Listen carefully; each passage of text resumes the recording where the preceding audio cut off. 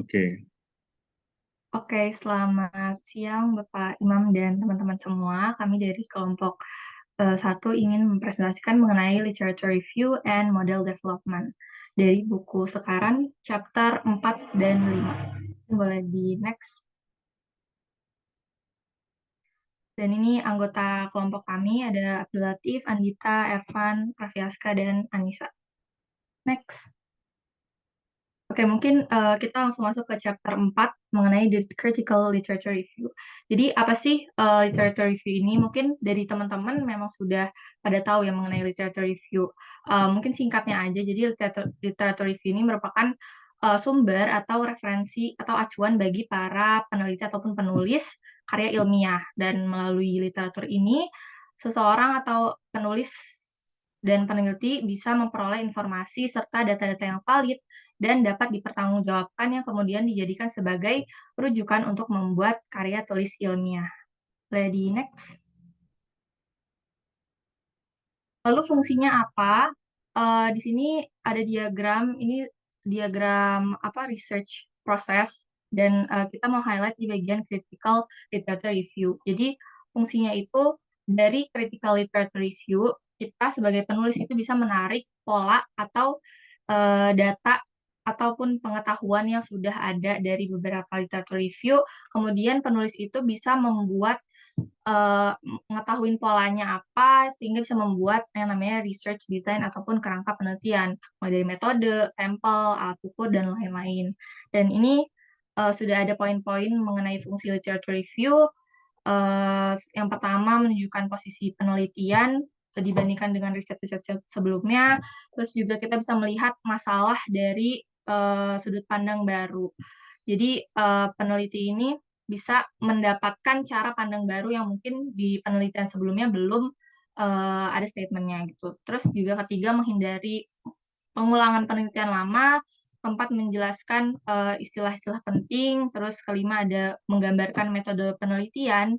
Jadi kita bisa tahu penelitian atau metode apa yang dipakai oleh peneliti-peneliti lain, kemudian dibandingkan dengan metode kita. Terus yang terakhir kita bisa menghubungkan dengan diskusi akademik yang menunjukkan bahwa riset kita itu bisa nyambung dengan teori di bidang yang sedang kita bahas. Next. Lalu gimana cara kita approach literature review? Yang pertama kita perlu tahu dulu sumber-sumber datanya. Tentu ada banyak, seorang peneliti itu nggak mungkin kita dari satu sumber aja, kita pasti dari banyak sumber dan sudah tertera di layar ya, ada banyak banget.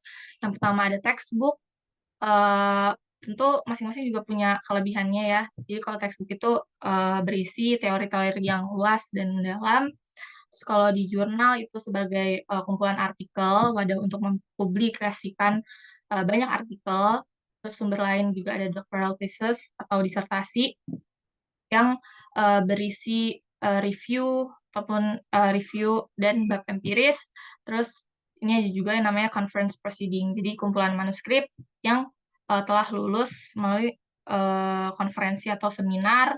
Terus juga ada unpublished manuskrip, yaitu berupa draft atau naskah yang masih belum terbit secara resmi.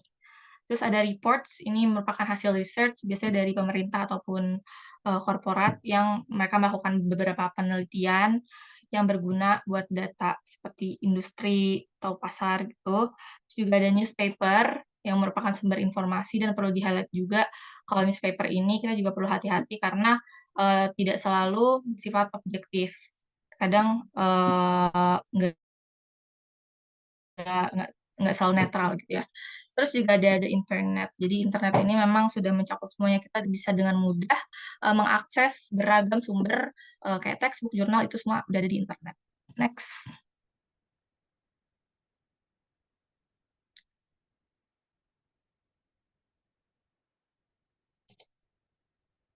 Oke. Lalu maaf,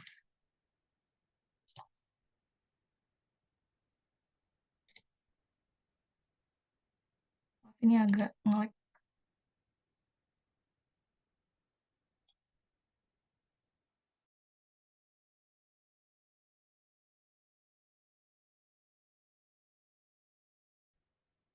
Sebentar Pak, maaf layar saya agak nge-lag. Oke, nggak apa-apa. Di close apa di close screen dulu. Ini dari Ervan ya, share screen-nya ya.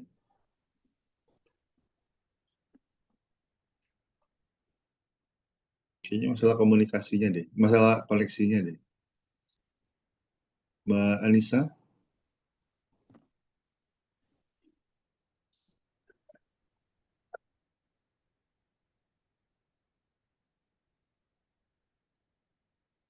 Oke, paling saya izin melanjutin aja, Pak. Jadi yang pertama ini kan dari di sourcing literatur. Jadi kalau dulu itu emang orang-orang itu mencari literatur itu dari bibliografi. Terus kalau sekarang tuh bisa berbasis komputer. Jadi emang sekarang tuh internet based. Nah, resource-nya yang tadi udah juga udah di-mention, jadi online library resource yang sekarang sering dipakai itu memang ada electronic journal, bibliographic database, full text database, dan abstract database. Lalu untuk useful database untuk research itu bisa dilihat sini kayak emang yang biasa digunakan. Yang pertama ada Inform, terus ada BPI, Dow Jones Fatica, Econlit, IDSS, PsycInfo, Repic, SSRN, Web of Stories, sama source dari World Bank. Oke, boleh di next. Oke, selanjutnya ini ada evaluating the literature. Jadi tadi sebenarnya udah di-mention juga kalau misalnya kayak untuk zaman sekarang tuh lebih mudah menggunakan literatur yang bisa dicari di internet based. Jadi di sini mengakses internet untuk mencari literatur itu memang menghasilkan daftar pustaka yang luas ya karena sumber kita banyak. Nah, di sini peneliti itu perlu menyeleksi nih sumbernya yang relevan. Jadi ini bisa di-accord dari judul, abstrak, serta pendahuluan artikel atau daftar isi dan isi dari bab pertama buku. Nah, itu bisa melihat kayak apakah sesuai tentang apa yang kita teliti dan juga source kita. Nah, di sini ada beberapa pertanyaan. Ini ada pertanyaan yang kira-kira bisa apa ya, kayak memfilter kira-kira apakah literatur tersebut itu relevan dengan apa yang mau kita bahas. Jadi ini ada beberapa seperti pertanyaan apakah dia jelas, apakah dia transparan, apakah studi ini membangun secara langsung dengan penelitian sebelumnya dan sebagainya. Nah, ketika kita udah mempertanyakan hal tersebut dan kayak melihat literatur ini memang sejalan dengan apa yang mau kita teliti, nah kualitas artikel itu bisa dilihat lagi nih dari reputasi jurnal. Misalkan per view-nya itu punya impact factor atau mencerminkan frekuensi dari citasi. Nah, secara ringkas, penilaian literatur itu bisa mencakup yang pertama ada relevansi isu, yang kedua ada jumlah citasinya, lalu ada tahun terbit, kualitas isi, serta kredibilitas jurnal, dan lalu bisa dicantumkan dalam daftar referensi sesuai dengan format yang ada. Mulai di next.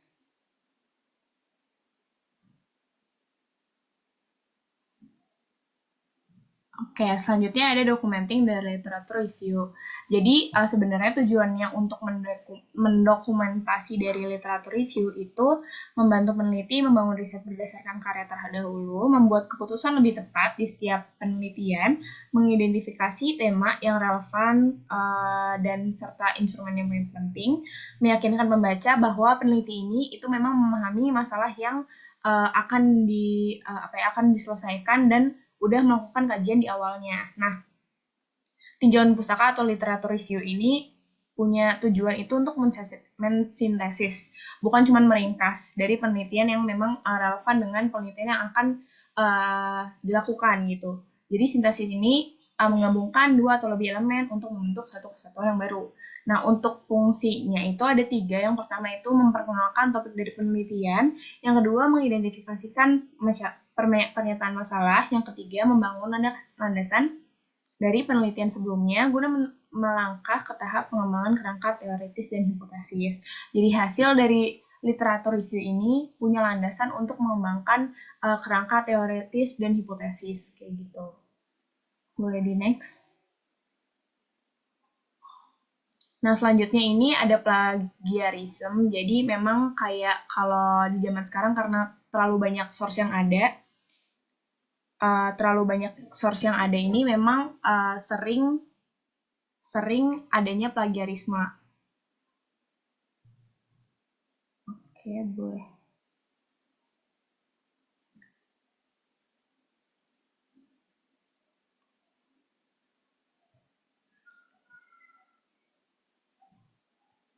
Oke, udah. Oke, saya izin lanjutkan. Jadi memang karena sekarang banyak informasi yang beredar, jadi kayak kita memang nggak ada terbatas informasinya karena kita internet based juga. Jadi memang suka ada plagiarisme. Nah, di sini ada beberapa hal. Jadi ada yang sudah disitasi dan tidak disitasi. Ini yang pertama untuk source yang tidak disitasi itu ada 6. Yang pertama ada ghostwriter, photocopy, potluck paper, for disguise, labor of laziness, dan self-stealer. Jadi kalau ghostwriter itu menyerahkan karya orang lain, seolah milik kita gitu. Kalau fotokopi ini menyalin berkas dari suatu teks tanpa perubahan. Kalau potluck paper itu kayak plagiarismenya itu dari banyak sumber tapi kayak dikompil jadi satu gitu. Kalau for this guys ini isi pokoknya tetap tapi kayak dia beneran kayak cuman diubah kata-katanya aja. Terus kalau labor of laziness ini, benar-benar diparafrase semuanya. Kalau yang tadi for this guys ini isi pokoknya tetap ada. Kalau labor of laziness semuanya kayak benar-benar semuanya itu dibedain kata-katanya doang lah gitu. Terus kalau self-stealer ini penulis itu meminjam secara berlebihan dari karya tulisnya sendiri yang sebelumnya kayak gitu. Boleh di next. Nah, kalau yang udah disitasi ini ada 5 jenis. Yang pertama ada forgotten footnote. Dia itu dia menyebutkan penulis tapi nggak dikasih detail dari sumbernya. Terus ada misinformer, itu memberikan informasi sumber yang salah sehingga nggak bisa dilacak. Terus ada to perfect paraphrase, jadi dia menyebutkan sumber tapi beneran kayak ditempel aja gitu. Terus kayak kalau reservoir citer itu semua sumber itu dikutip dengan benar tapi nggak ada karya orisinalnya. Dan yang kelima adalah perfect crime, jadi kayak sebagian dikutip benar tapi sebagian lain parafrase tanpa disitasi. Nah, untuk itu banyak universitas termasuk di UI juga itu menggunakan Turnitin atau Evorus untuk mendeteksi plagiarisme. Jadi sebenarnya dari plagiarisme ini memang cara terbaik untuk menghindari plagiarisme adalah dengan mematuhi aturan citasi sumber atau literatur review yang tadi udah dijelasin di sebelum-sebelumnya.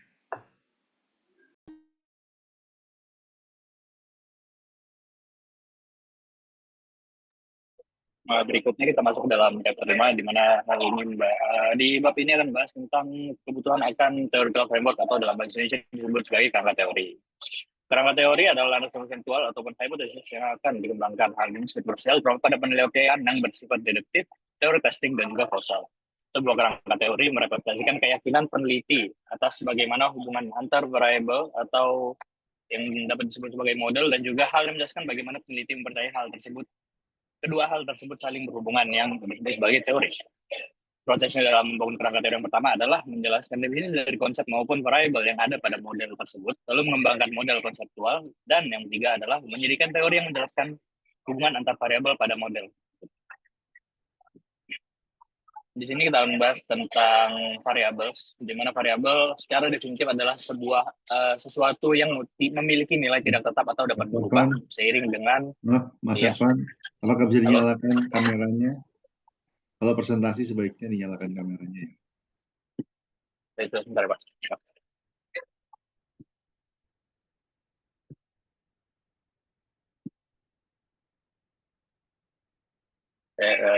Kita lanjut lagi, di mana variabel merupakan sesuatu yang memiliki nilai tidak tetap dapat berubah seiring dengan pergantian objek ataupun dalam hal ini bergantung kepada salah satunya adalah variabel independen yang nantinya akan kita bahas selanjutnya. 4 variabel yang akan kita bahas dalam bab ini adalah dependent atau criterion variable dalam bahasa disebut sebagai variabel terikat, lalu independent atau predictor variable atau variabel bebas, lalu moderating variable atau disebut sebagai variabel moderator, dan juga mediating atau variabel mediator. Yang pertama adalah serial dependent variable, di mana dalam bahasa Indonesia disebut dengan variabel terikat atau biasa disingkat juga sebagai DV. Merupakan variabel utama yang menjadi sasaran peneliti untuk diamati tingkat variabilitasnya dan hal yang mempengaruhinya. Sebagai contoh kita ambil di sini adalah kasusnya terdapat indikasi bahwa perbedaan tekanan angin pada ban mobil dapat mempengaruhi tingkat konsumsi bahan bakar. Maka dalam hal ini tingkat konsumsi bahan bakar adalah variabel terikat yang mana menjadi fokus utama peneliti dalam penelitiannya atas hipotesis tersebut. Dalam sebuah penelitian juga bisa saja terdapat lebih dari satu variabel terikat. Lalu yang kedua adalah independent variable, di mana di dalam bahasa Indonesia disebut sebagai variabel bebas, atau biasa juga disingkat sebagai IV, adalah variabel yang mempengaruhi variabel dependent dalam penelitian. Apabila terjadi perubahan pada variabel bebas, maka akan terjadi perubahan pada variabel terikat. Namun, hal ini hanya terjadi apabila memenuhi keempat syarat berikut. Yang pertama adalah variabel terikat dan bebas harus recovery atau saling berhubungan. Yang kedua adalah variabel bebas harus mendahului variabel terikat dalam hubungan sebab akibat, di mana variabel terikat variabel bebas harus bergerak duluan sehingga dapat menyebabkan perubahan yang ada pada variabel terikat. Lalu yang ketiga adalah tidak boleh terdapat faktor lainnya yang mempengaruhi variabel terikat. Yang keempat adalah terdapat teori yang mendasari hubungan sebab akibat atas kedua variabel tersebut. Dalam hal ini kita kembali ke contoh yang sebelumnya, terdapat perbedaan tekanan angin dan dampaknya terhadap konsumsi bahan bakar. Maka dalam hal ini tekanan angin ban pada mobil adalah variabel bebas, di mana hal ini yang menurut hipotesis adalah hal yang akan mengaruhi tingkat konsumsi bahan bakar yang mana merupakan variabel terikat tadi sebelumnya. Oke, baik. Selanjutnya kita akan membahas tentang moderating variable. Nah, moderating variable merupakan sebuah variabel yang memiliki efek kondisional yang kuat terhadap hubungan antara variabel independen dan juga variabel dependen. Nah, artinya kehadiran variabel ketiga atau variabel moderator ini mengubah hubungan asli antara variabel independen dan variabel dependen. Nah, contohnya dapat kita lihat di gambar berikut. Nah, pertama, ada dua variabel independen yaitu availability of reference manuals dan dependent variable yaitu jumlah reject-nya. Nah, ketika availability of reference manuals ada di sebuah perusahaan, maka jumlah reject-nya ini akan berkurang karena para pegawainya ini akan belajar tentang cara membuat produk dari reference manual tersebut. Nah, tetapi ketika ada sebuah moderating variable di sini yaitu yang merupakan interest dan juga inclination, nah maka independent variable ini tidak bisa langsung mempengaruhi dependent variabelnya, tetapi akan bergantung dengan moderating variabelnya. Apabila walaupun ada availability of reference manual di sebuah perusahaan, tetapi interest dan inclination dari karyawan tersebut rendah, maka availability of reference manual ini tidak akan bisa memengaruhi penurunan dari reject di sebuah perusahaan tersebut, kecuali interest dan inclination dari karyawan tersebut tinggi untuk belajar, nah maka availability of reference manuals di perusahaan tersebut akan memengaruhi turunnya reject dari produk di perusahaan tersebut. Next slide. Nah, kali ini kita akan membahas tentang perbedaan dari moderating variable dan juga independent variable. Nah, di sini ada dua studi kasus nih. Yang pertama, di studi kasus A, sebuah studi penelitian menunjukkan bahwa semakin baik kualitas program pelatihan dan juga semakin besar growth needs dari karyawan di suatu perusahaan, maka willingness to learn dari karyawan tersebut akan semakin tinggi. Dan situasi B menunjukkan bahwa kesediaan karyawan untuk belajar cara baru dalam melakukan pekerjaan tidak dipengaruhi oleh kualitas program pelatihan yang ditawarkan oleh organisasi tersebut. Nah, hanya mereka yang memiliki growth needs yang tinggi yang dapat menaikkan willingness to learn mereka. Nah, di sini dapat terlihat bahwa di situasi A, training programs dan growth needs menjadi independent variable dan willingness to learn-nya menjadi dependent variable ya. Tetapi di situasi B, training programs ini menjadi independent variable, tetapi growth needs-nya di sini menjadi moderating variable dan willingness to learn-nya tetap menjadi dependent variable. Maka kalau di situasi A, training program dengan ada training program dan growth needs yang tinggi, maka akan menciptakan willingness to learn yang tinggi juga bagi para karyawannya. Tetapi kalau di situasi B, walaupun training programnya itu tinggi di sebuah perusahaan, tetapi kalau misalkan growth needs dari karyawan di perusahaan tersebut rendah, maka willingness to learn-nya ini tidak akan semakin tinggi, tetapi akan segitu-segitu aja, kecuali growth needs dari karyawan tersebut tinggi, maka training programs ini baru bisa memengaruhi willingness to learn-nya dan akan menjadi semakin tinggi. Next slide. Nah, selanjutnya kita akan membahas tentang mediating variable. Nah, mediating variable ini merupakan sebuah variabel yang muncul di antara waktu variabel independen mulai beroperasi untuk memengaruhi variabel dependennya dan waktu dampaknya dirasakan pada variabel tersebut. Nah, di sini dapat kita lihat independent variabelnya ini merupakan workforce diversity dan dependent variabelnya merupakan organization effectiveness. Nah, kalau sebelumnya independent variabelnya langsung memengaruhi dependent variabelnya, dengan adanya workforce diversity ini akan memengaruhi terciptanya organizational effectiveness. Tetapi di tengah-tengah antara workforce diversity dan organizational effectiveness tersebut terdapat sebuah proses yaitu mediating variable berupa creative synergy yang menjadi proses untuk terjadinya organizational effectiveness ini. Jadi dengan adanya workforce diversity ini di sebuah perusahaan, maka akan menciptakan creative synergy dan hasilnya akan menciptakan organizational effectiveness untuk perusahaan tersebut. Next slide. Nah, selanjutnya kita akan membahas tentang hubungan independent, moderating, mediating, dan juga dependent variables. Nah, tadi kan sudah dijelaskan di mediating variables bahwa creative synergy ini menjadi proses dari workforce diversity ini memengaruhi dependent variabelnya. Tetapi ketika ada moderating variable di antara independent variable dan juga mediating variable, maka independent variable ini tidak bisa langsung memengaruhi dependent variabelnya, tetapi dia harus tergantung dengan moderating variabelnya. Nah, kalau di sini moderating variabelnya adalah managerial expertise. Nah, ketika managerial expertise ini ketika manajernya ini tidak pandai untuk mengelola workforce diversity yang ada di perusahaan, sebanyak apapun diversity di perusahaan tersebut, maka ini tidak akan menciptakan creative synergy dan tidak akan menciptakan organizational effectiveness di perusahaan tersebut. Tetapi beda lagi ceritanya kalau misalkan manajer tersebut pandai untuk mengelola keberagaman pekerja yang ada di perusahaan tersebut. Maka ketika manajer tersebut pandai untuk mengelola keberagaman pekerja tersebut, maka akan memunculkan creative synergy dan hasilnya adalah organizational effectiveness. Next slide.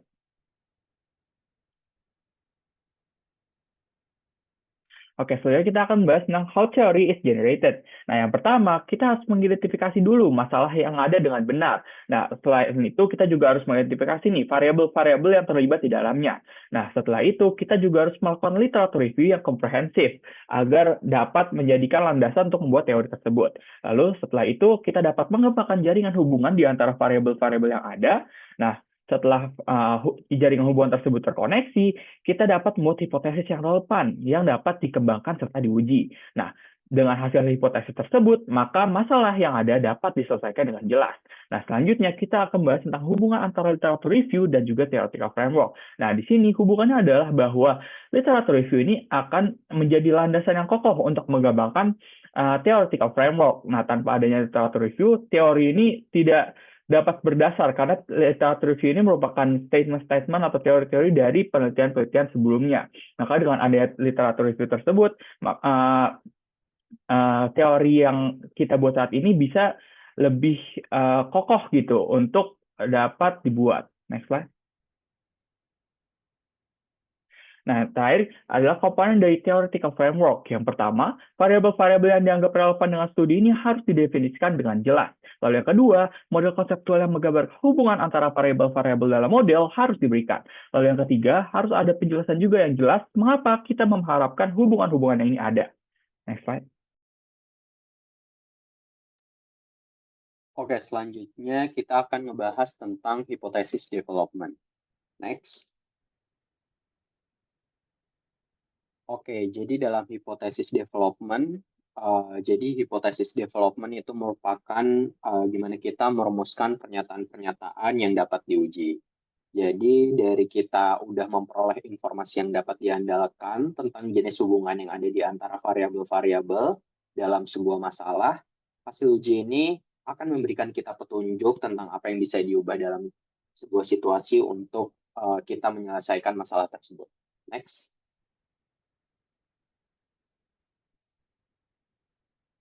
Oke, selanjutnya kita akan membahas tentang hipotesis. Mungkin teman-teman udah nggak asing tentang hipotesis. Jadi, buat recall kembali, hipotesis itu merupakan pernyataan tentatif namun dapat diuji yang memprediksi apa yang diharapkan untuk ditemukan dalam data empiris dan sebuah hipotesis itu diturunkan dari sebuah teori yang harus bersifat relasional. Atau kita juga bisa mendefinisikan hipotesis sebagai hubungan yang dikonjektur secara logis antara dua lebih variabel yang dinyatakan dalam bentuk pernyataan yang dapat diuji. Jadi dengan adanya hipotesis kita berharap akan menemukan solusi untuk memperbaiki masalah yang dihadapi. Nah, contoh hipotesis di sini adalah keragaman tenaga kerja memiliki efek positif pada efektivitas organisasi.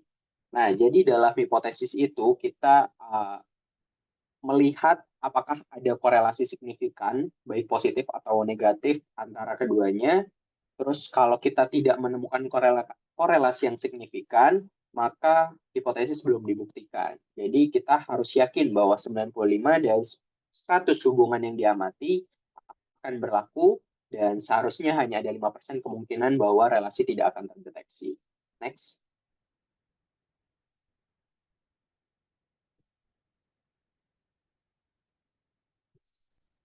Boleh di next.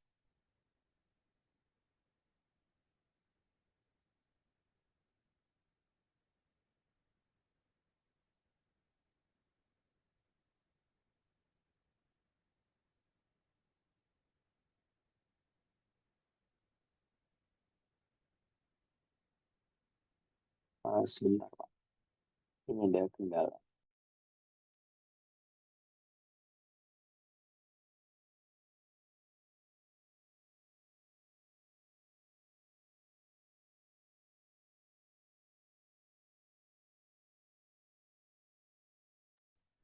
Oke, boleh selanjutnya.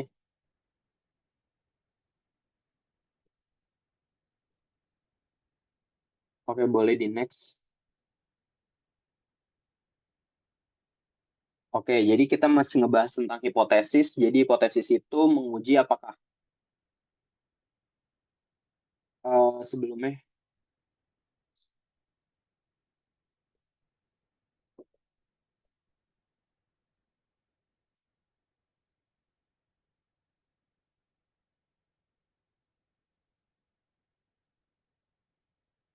Bentar, Pak. Kayaknya agak nge-lag.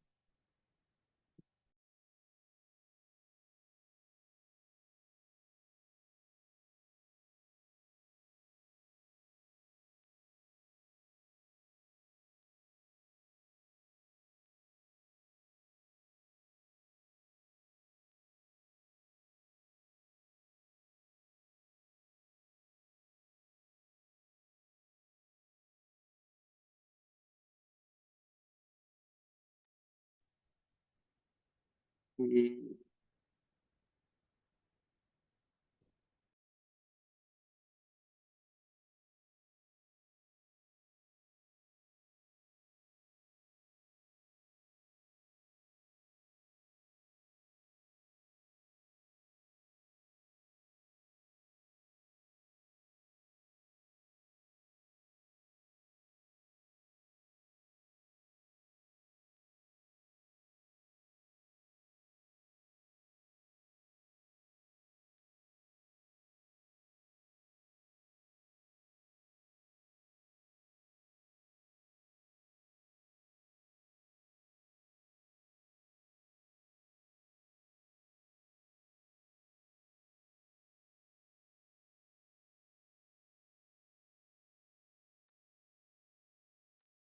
Pak, mungkin Ervan ada Iya. kendala dalam sinyal. Boleh saya Oke. share screen nggak, Pak? Ya boleh, silakan. Oke. Sebentar. Hmm.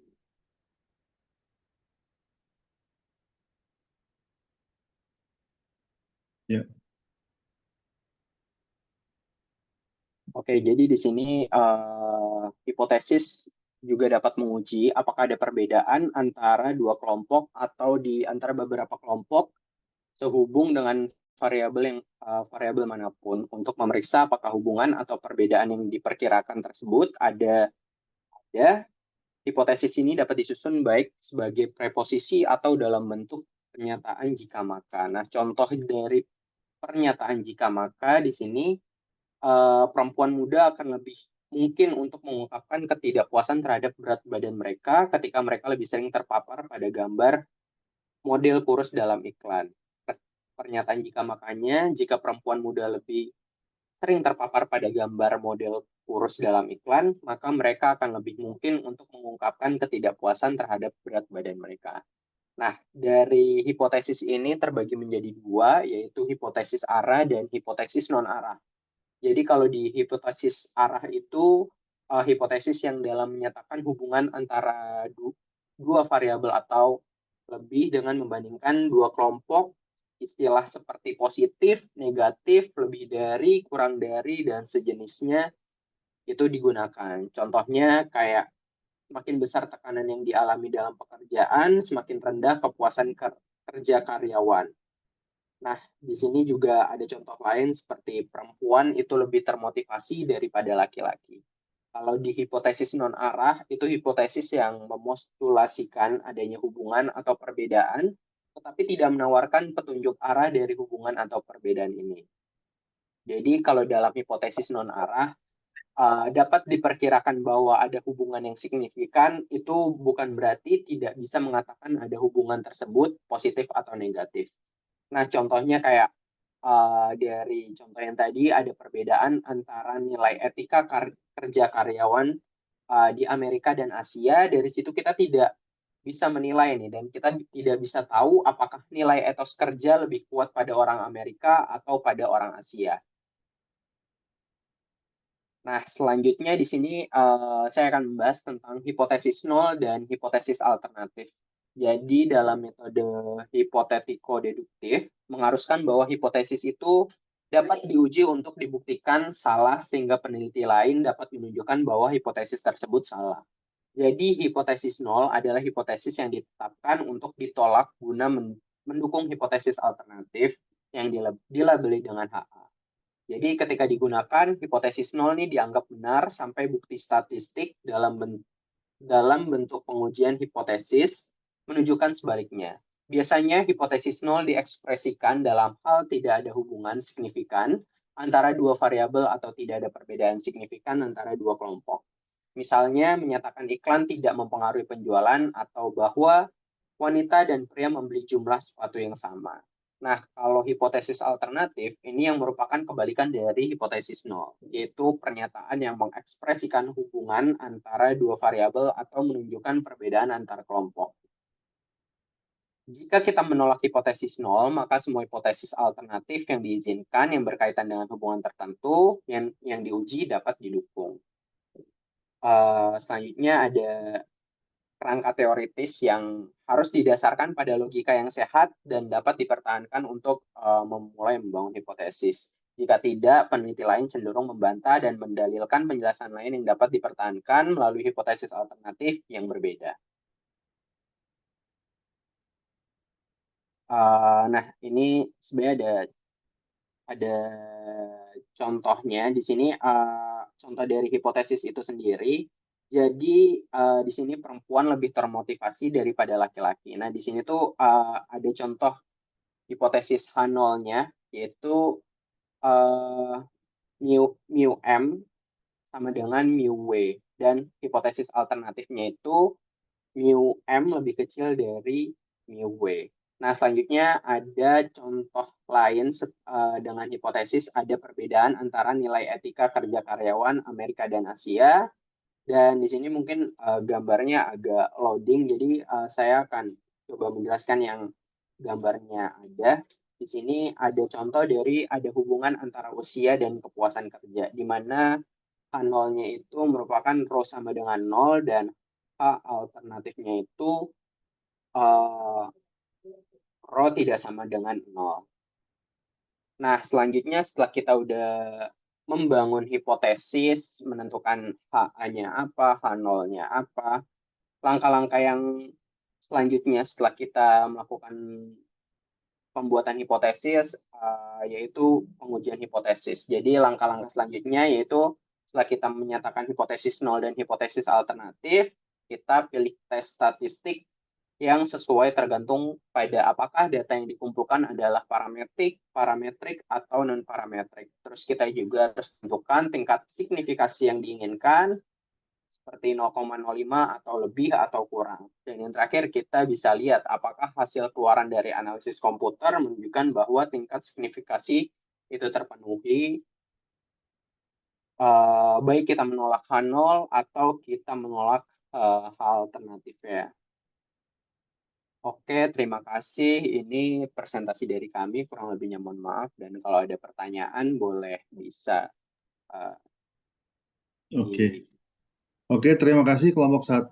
Sekarang kita buka sesi tanya jawab dari teman-teman yang udah presentasi ya, udah ada 1, 2, mungkin kita buka 3 dulu, atau udah banyak. Ya mungkin ditampung dulu, kemudian mungkin akan saya bukakan ruang breakout room buat kelompok 1 mendiskusikan, kemudian nanti bisa dijawab setelahnya. Mungkin ditampung dulu.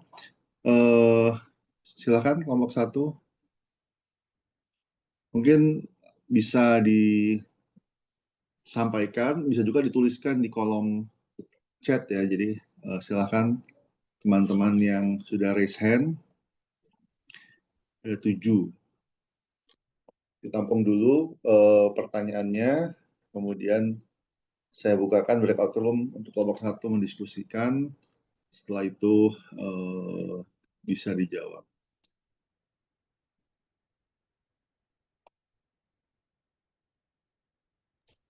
Mungkin dari yang pertama dulu ya Gisela. Kalista boleh. Oke, baik. Terima kasih kelompok 1 atas presentasinya. Sangat komprehensif dan juga sangat jelas untuk poin-poinnya. Mungkin saya di sini ingin tanya tentang tadi kan disebutkan bahwa untuk literature review, memang kan biasanya kita utamanya kalau misalnya untuk melakukan riset itu utamanya dari jurnal ya. Tapi kayak tadi kan sempat di-mention bahwa ada misalnya kayak dari newspaper atau dari internet tuh bisa. Nah, mungkin kira-kira yang pertama gimana cara kita bisa memanfaatkan sumber-sumber lain, baik itu dari newspaper, internet, ataupun beberapa sumber-sumber lain yang disebutkan eh, dengan efektif, tapi juga dengan memastikan bahwa memang temuan-temuan yang ada dan informasi yang kita gunakan itu sesuai dan reliable gitu. Jadi karena kan ya cukup luas dan itu banyak memang opini kan seperti yang dibilang. Jadi kayak mungkin tidak bisa sekredibel informasi yang bisa kita dapatkan di jurnal. Mungkin itu aja. Terima kasih. Oke, terima kasih Mbak Gisela ya. Yang berikutnya, silakan. Oke, sebelumnya terima kasih Pak Imam dan kelompok 1 atas presentasinya. Sebenarnya udah jelas banget, cuma di slide dependent variable itu tadi sempat dijelaskan bahwa dalam penelitiannya itu bisa aja lebih dari satu dependent variable. Nah, kalau kasusnya seperti itu, menurut kelompok 1, kira-kira bagaimana ya cara menyusun kerangka teorinya supaya tetap fokus dan tidak melebar ke terlalu banyak arah. Terima kasih. Oke, ini kelompok 1 udah dicatat ya pertanyaannya ya. Kelompok 1. Oke. Tadi Mbak Gisela, kemudian Mbak Salma. Yang berikutnya. Boleh, Billy. Ya. Oke, baik. Terima kasih kelompok 1 atas presentasinya dan juga kesempatan untuk bertanya. Baik, pertanyaan dari saya adalah, jika kita ingin melakukan penelitian tapi jurnal acuan atau teori yang digunakan itu berasal dari konteks yang berbeda, kayak contohnya penelitian di negara maju, bagaimana cara menyesuaikan kerangka teori agar tetap relevan untuk konteks lokal, agar penelitian kita tetap relevan di skup yang kita lakukan, misalnya seperti di Indonesia. Oke. Oke, terima kasih. Yang berikutnya, silakan. Yang berikutnya Johannes ya. Boleh, Jo. Oke, terima kasih sebelumnya kepada kelompok 1. Saya ingin menanyakan tadi kelompok sudah menjelaskan terkait common forms of plagiarism yang sources cited maupun yang non-cited. Ada banyak tadi. Nah, bagaimana kami sebagai seorang peneliti ini dapat secara otentik ini memastikan bahwa kerangka teori yang yang kita bangun ini merupakan sebuah kontribusi pemikiran yang baru, maksudnya yang kita temui secara independen sendiri, bukan sekedar sintesis yang canggih dari gabungan karya-karya penemuan sebelumnya. Oke, terima kasih Mas Johannes. Udah jelas ya Mbak kelompok 1? Oke, silakan yang berikutnya. Berikutnya nih Kadek ya, Oke, boleh? mungkin kalau dari saya ingin bertanya tentang hipotesis. Tadi kan udah dijelasin ya kayak hipotesis itu apa dan contoh-contohnya. Tapi gimana sih cara kita tahu kalau misalkan hipotesis yang kita buat itu udah cukup baik untuk penelitian kita? Apakah ada indikator atau metrik tertentu yang bisa menilai hipotesis itu? Terima kasih. Oke.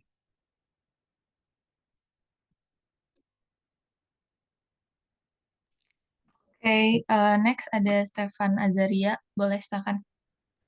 Oke, sebelumnya terima kasih buat kelompok 1 atas presentasinya. Aku izin nanya buat khususnya untuk kerangka teori. Aku cukup penasaran karena dalam penelitian itu kan kita pasti pengennya bikin penelitian yang baru, yang orisinil. Dan kadang-kadang di penelitian yang kita lakukan itu ada yang penelitiannya yang nggak ada contoh penelitian sebelumnya yang mungkin bisa dijadikan acuan. Misalkan kayak padel nih tiba-tiba rame olahraga padel, tapi kan sangat-sangat minim atau bahkan mungkin hampir nggak ada ya, misalkan jurnal penelitian yang bisa kita pakai buat kerangka teori. Nah, kira-kira kalau kita mau bikin penelitian yang baru kayak gitu, gimana sih kira-kira kita bisa bikin kerangka teori yang tepat? Gitu. Oke, terima kasih Mas Stefan. Berikutnya. Banyak juga ya. Jadi ditabung dulu aja, silakan. Oke, sebelumnya mungkin terima kasih ke sama kelompok presenter yang sudah presentasi. Tadi aku izin bertanya terkait hubungan independen antara moderating dan mediating dan dependent variable. Tadi aku agak bingungnya ini tuh gimana ya cara nentuin kalau misalnya kita dalam meneliti sebetulnya gimana sih cara nentuin apakah sebuah variabel itu lebih tepat diposisiin sebagai mediator atau moderator dalam model penelitian. Kayak gitu sih. Makasih. Oke.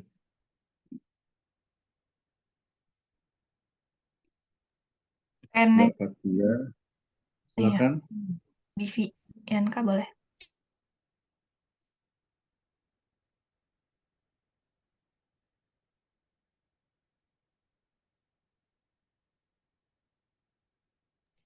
Silakan Bivi. Oh iya, oke. Baik, sebelumnya terima kasih untuk kelompok 1 atas kesempatannya untuk bertanya.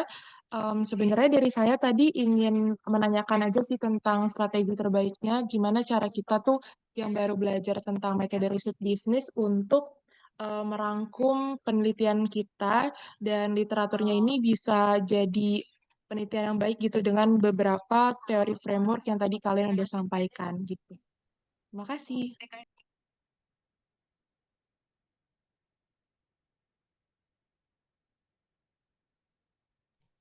Oke. Mungkin Berikutnya. next Angel. Mungkin ini nanti Nazwa yang terakhir ya. Nanti, kalau masih ada waktu kan kita buka gelombang berikutnya. Di Angelin, Hanaya, Nazwa. Silakan. Oke, terima kasih banyak kelompok 1 atas kesempatan dan presentasinya juga. Aku izin nanya, tadi kan sempat dibahas tentang literatur review gitu ya. Dan aku suka lihat kayak banyak temuan-temuan jurnal gitu yang hasilnya itu kan cukup diverse ya. Nah, gimana sih cara kita kayak nanganin temuan-temuan yang kayak bertolak belakang gitu loh antar studi atau kayak jurnal yang kita review, apakah kita harus sintesisin dua-duanya atau justru harus kita pilih salah satu aja gitu. Thank you. Oke, terima kasih. Yang berikutnya.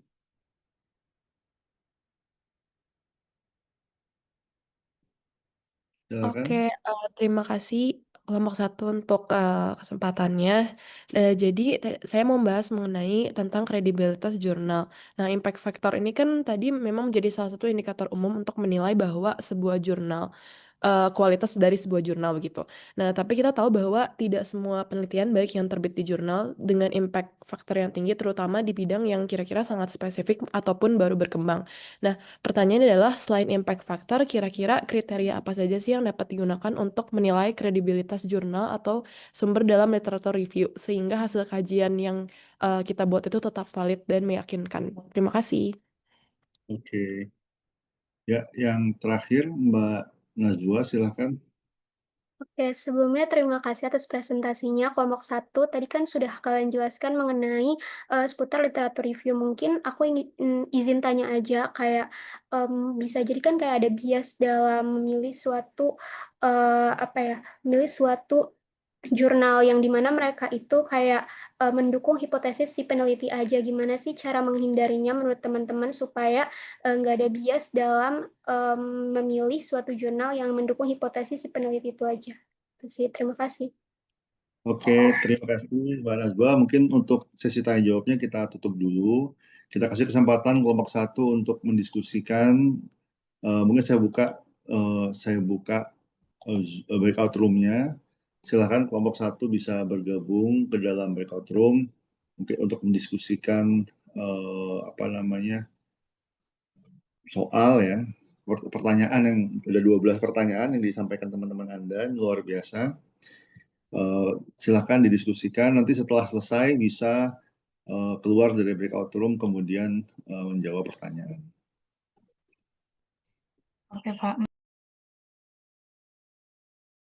Oke, selamat bergabung kembali teman-teman kelompok 1. Apakah sudah siap untuk menjawab pertanyaan? Siap, Pak. Oke. Mungkin Oke, saya ya. dipanggil dulu yang bertanya, baru kemudian dijawab pertanyaannya ya. Pastikan mendengar gitu yang ditanya. Ya, silakan. Oke, Pak. Mungkin saya sambil share screen lagi ya sebentar. Ya, silakan.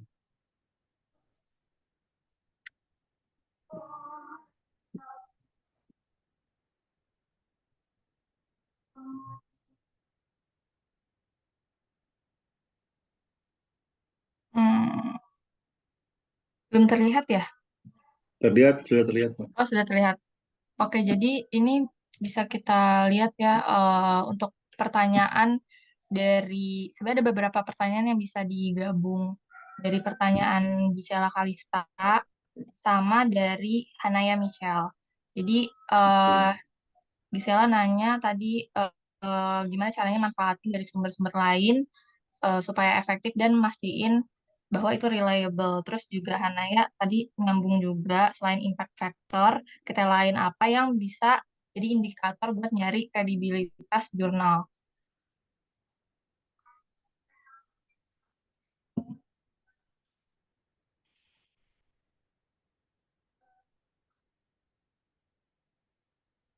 Halo. Maaf Pak, ini ada kendala. Apa sudah? Masih how to approach the literature? Oh. Belum bergeser.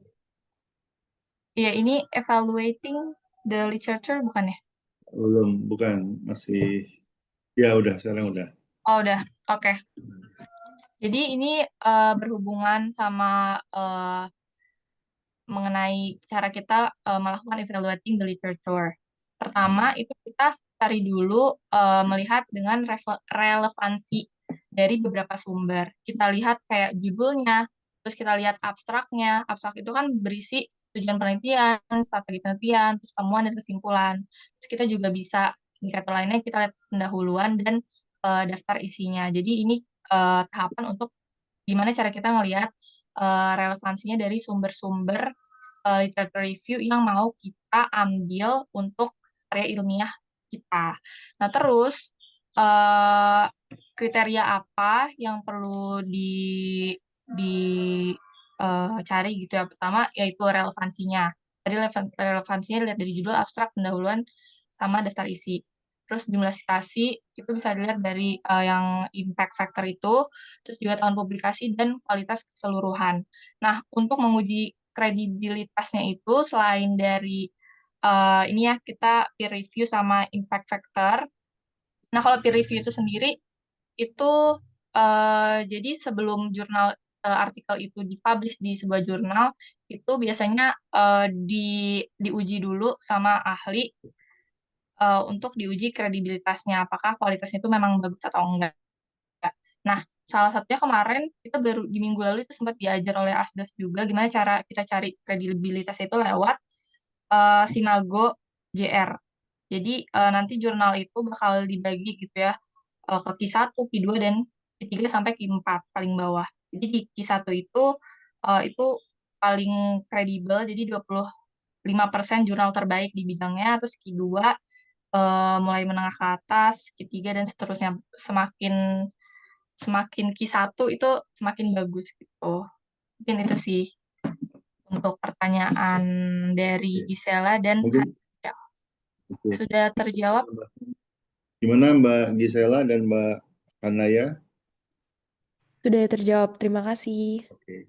Mungkin sedikit saya tambahkan ya buat teman-teman semua ya, tapi relevan dengan pertanyaan ini, bahwa untuk kutipan yang dari industry report atau dari newspaper atau dari media-media populer itu diperbolehkan hanya di bab 1 di latar belakang pendahuluan di bab pendahuluan. Jadi ketika menjelaskan tentang fenomenanya boleh kita ngutip dari media dari industry report dari newspaper atau semacamnya ya media populer yang bukan artikel ilmiah atau bukan dari buku ilmiah.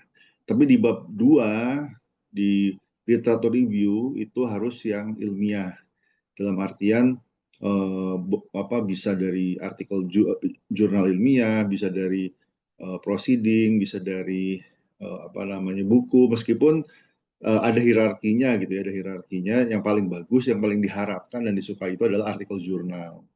Tapi meskipun demikian, artikel jurnal juga berbeda-beda tingkatannya gitu ya. Tadi di Mbak Hanaya nanyakan ada nggak sih selain impact factor ya, impact factor itu juga nggak jaminan tapi itu salah satu indikator gitu ya. Tapi tadi betul tadi Mbak Anissa ya bahwa ada indeksasi ya, jadi ada indeksasi, ada Scopus Simago Journal Rank itu dari Scopus sebetulnya, memeringkat gitu ya, jadi memeringkat jurnal yang terindeks di Scopus berdasarkan berbagai macam faktor gitu ya. Tapi bisa masuk Scopus itu sudah melalui penyaringan, kemudian tadi ada Q1, Q2, Q3, Q4 itu berdasarkan jumlah kutipan biasanya ya, atau impact factor itu juga menjadi indikator kualitas. Tapi sekali lagi nggak jaminan juga gitu ya. Ada juga artikel yang terselip gitu ya mungkin, atau jurnal yang terselip yang mungkin Q1 di bidangnya. Nah, Q1 di bidangnya juga hati-hati karena dalam satu jurnal bisa dia memiliki beberapa bidang. Mungkin dia di bidang business and management dia Q3 gitu ya. Tapi di bidang yang sangat spesifik misalnya di bidang sosial humaniora atau di bidang lain ya yang nggak terlalu banyak pemainnya dia Q1 masih bisa gitu. Kemudian kita waspada jangan sampai Q1 tapi Q1 di bidang yang bukan bidang kita gitu ya, misalnya di bidang ada di bidang hukum dan seterusnya. Memang jurnalnya ada nyebut-nyebut, ada scope-nya, ada yang hukum tapi ternyata dia mungkin di bidang hukum dia Q1 tapi di bidang manajemen dia misalnya Q3 gitu. Itu jadi konsiderasi. Kemudian tadi intinya hati-hati dengan jurnal predatory. Itu sudah sempat di-mention sekilas ya, tapi intinya jurnal predatory itu adalah yang tidak melalui peer review, tidak melalui quality control. Tidak melalui quality control ya. Jadi yang penting submit, yang penting bayar, publish. Nah itu yang harus dihindarkan. Jangan sampai jurnal yang kita rujuk, kutipan kita itu jurnal yang nggak dapat dipertanggungjawabkan yang predatory tadi. Oke, saya kembalikan ke kelompok 1. Silahkan dilanjutkan. Oke, baik. Jadi saya izin melanjutkan. Saya akan menjawab pertanyaan dari yang pertama dari Johannes dan juga Angelin. Jadi tadi buat pertanyaan Johannes itu tentang common plagiarism dan gimana caranya memastikan kerangka kontribusi pemikiran yang baru itu nggak cuman sekedar dari penemuan sebelumnya. Jadi gimana caranya agar otentik ya. Nah, jadi memang sih tadi emang udah dijelasin ada banyak bentuknya plagiarisme. Itu tuh ada kayak salah satunya kayak ghostwriter, fotokopi, atau potluck paper. Jadi kayak cuman disalin atau sedikit mengubah lah. Nah, untuk memastikan kerangka kontribusi itu beneran autentik, itu tuh ada beberapa hal. Yang pertama harus memahami dulu nih, kira-kira literatur kita tuh akan kayak gimana. Jadi harus ngelihat nih keterbatasan penelitian sebelumnya kayak gimana, harus dipikir dulu secara kritis. Kira-kira buat penelitian sebelumnya itu kurangnya di mana. Terus yang kedua, mengidentifikasi dari gapnya penelitian. Sebenarnya ini agak nyambung sama poin yang pertama. Jadi menunjukkan aspek di mana penelitian sebelumnya itu belum menjawab di bagian yang mana nih, atau ruang yang masih kosong di mana. Itu harus diidentifikasi. Lalu mengembangkan perspektif dari gap tersebut. Nah, selanjutnya yang terakhir itu menggunakan citasi dengan benar. Jadi kayak bisa dilihat nih mana yang merupakan dasar dari penelitian dan mana yang gagasan baru kita, mana yang kayak istilahnya mana yang sumbernya, mana yang kita berusaha untuk memperbaiki penelitian tersebut. Kurang lebih kayak gitu sih. Udah jelas belum? Atau gimana dari Johannes? Sudah jelas, terima kasih. Oke, baik. Terus saya juga izin melanjutkan pertanyaan kedua itu dari Angelin. Tadi pertanyaannya adalah melihat hasil temuan yang diverse, bagaimana cara kita menangani temuan-temuan yang bertolak belakang agar studi jurnal yang antara studi atau jurnal yang kita review. Apakah harus melakukan sintesis atau justru harus memilih salah satu? Nah, kalau di case yang ini, memang kalau menilai literatur itu kan emang ada penelitian yang kadang nggak sejalan atau kayak penelitiannya itu nggak sama nih sama hipotesis atau penemuan.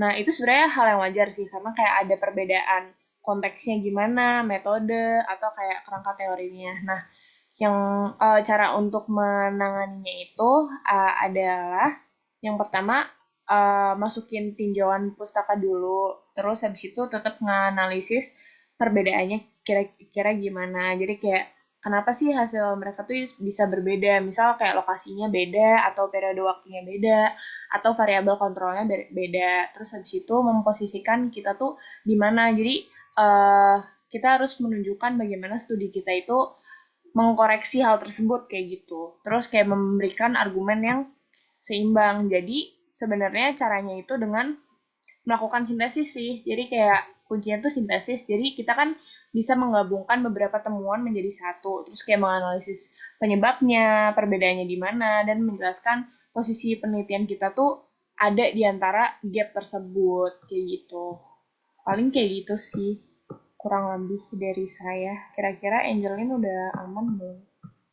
Oke, udah cukup menjawab. Terima kasih ya. Thank Oke, you. terima kasih. Mungkin sedikit saya tambahkan ya, betul bahwa temuan yang bertolak belakang itu wajar, sering terjadi dalam penelitian bisnis atau penelitian yang lain gitu ya. Dan itu justru menjadi sebuah gap, sebuah celah yang berpotensi untuk kita tutup jadi kontribusi penelitian kita, yaitu mensupport gitu ya salah satu. Tapi memang kita perlu harus ambil posisi begitu kan. Di awal kita punya hipotesis. Nah, kita ambil posisinya berdasarkan mana yang menurut kita paling kuat di antara kedua tadi, atau kalau mau kita sintesis misalnya kita tambahkan variable moderators atau control variable sehingga menurut kita bisa mempertemukan antara dua temuan yang bertolak belakang. Karena bisa jadi misalnya penelitian A mengatakan signifikan, penelitian B mengatakan tidak signifikan, kan bertolak belakang. Lalu kita lihat, penelitian A ternyata respondennya kebanyakan laki-laki, sedangkan penelitian B respondennya kebanyakan perempuan. Jadi kita bisa sintesis, jangan-jangan ada perbedaan gender gitu ya, sehingga kita tambahkan variabel gender sebagai variabel kontrol. kemudian kita ujikan, kemudian kita lihat, oh ternyata memang misalnya ada perbedaan gender, pada kelompok pria dan kelompok wanita terdapat perbedaan pengaruhnya, misalnya di yang pria dia signifikan positif, di yang wanita dia tidak signifikan, bahkan signifikan negatif gitu ya, ketika digabung dia jadi mix gitu kan, jadi terlihat seakan-akan tidak signifikan, padahal sebetulnya ada perbedaan. Itu bisa menjadi salah satu kontribusi justru, dan itu yang yang membuat kenapa ya tadi kita replikasi itu nggak ada masalah gitu. Jadi kita bisa mengulang gitu ya, mengulang sebuah penelitian tapi dengan konteks yang berbeda, selama tadi ada kontribusi yang bisa kita sasar. Di antaranya tadi memang ada temuan yang mixed result gitu ya, yang campur, ada kadang-kadang positif, kadang-kadang signifikan, kadang-kadang nggak signifikan. Nah, itu bisa jadi kontribusi. Tapi kalau semuanya sepakat, sudah ada penelitian berulang, sudah banyak diteliti, signifikan, kemudian ya sebenarnya sebetulnya nggak terlalu besar juga urgensi kita untuk melakukan replikasi gitu kan. Justru ketika ada temuan yang bercampur tadi, justru kita menarik untuk kita teliti kembali. Mungkin begitu. Silakan saya kembalikan ke kelompok 1.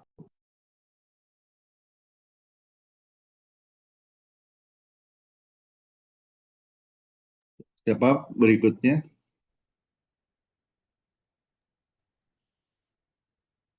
Baik, saya ingin jawab beberapa pertanyaan yang ada. Yang pertama saya akan menjawab dari punya Salma Farah. Di dalam materi pembagian ada lebih dari satu dependent variable. Mas Ervan, Kalau seperti ini, agak nggak jelas. kita sebagai kelompok 1, Salma Farah. Parah ya. Oke. Ya silakan. Iya. Jadi kalau seperti ini, kira-kira bagaimana cara menyusun kerangka teori agar tetap fokus dan tidak melebar ke terlalu banyak arah? Jadi dalam kita menyusun kerangkanya berdasarkan dari yang saya tahu, yang nanti apabila mungkin ada perbedaan pengetahuan, boleh tambahkan baik dari Bapak sendiri maupun dari ya, teman-teman lainnya. Jadi ketika kita memang diperbolehkan dapat beberapa, sebenarnya gini kan, dependent variable itu adalah fokus utama dari si penelitian tersebut. Ketika kita menyusun, maka kita harus tetap menjaga fokusnya gimana supaya tetap kepada dependent variable. Nah, ketika kita menambahkan beberapa dependent variable lainnya, maka kita harus menentukan batasan bahwa kita sampai sini aja, misal supaya tidak melebar ke topik-topik lainnya.